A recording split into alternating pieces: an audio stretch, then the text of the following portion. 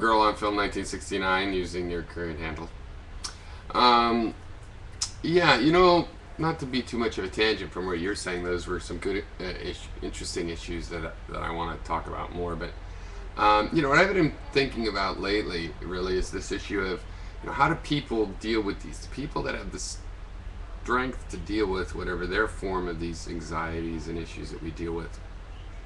And some of them are just figuring out if there's a real issue, like thinking people are out to get you. Well, that's really crazy only if they're not at all trying to do that. So I think my problem with people, with the world, is, and has been for a long time, that people use inhibition. People have this ability to do inhibitions. So they get the urge, and before their body reacts, they say, no, no, no, no, no, and they deflect it off. But it just rattles around in there and builds up and expresses itself. Sometimes it bursts out and the inhibition fails, or worse in a way. That might not be worse for the person, but for society, it never expresses itself through their inhibition, but comes out other weird ways. Like someone just becoming cruel or bitter. So this is the problem.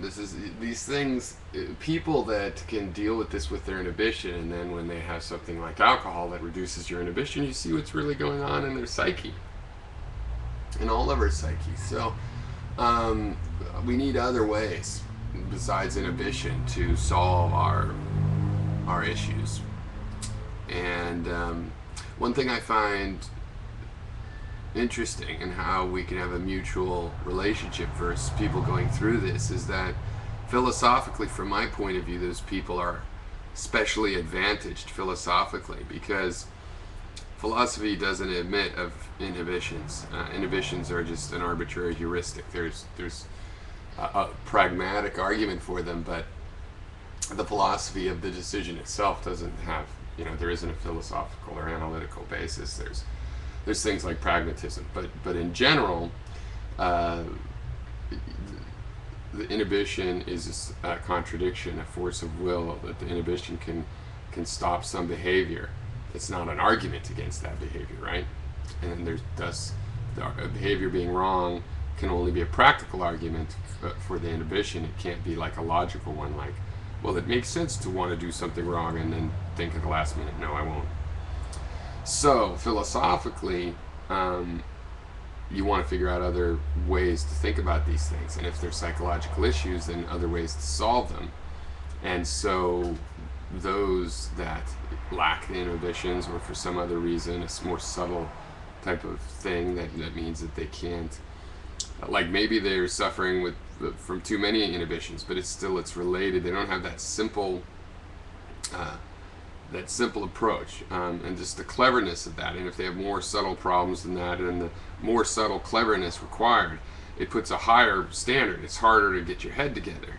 But on the other hand, if you have gotten your head together, you've done so by a higher standard. So because I see a society where there's these problems, and the society itself seems to have personality disorders, and a lot of it, at least, is indirectly caused by the fact that people don't have to solve their problems. They can just inhibit them. Whereas a real solution is understanding it and changing sort of the flow of the river. Instead, they just dam it up. Sometimes it overflows, sometimes it leaks out elsewhere, and it's always damaging.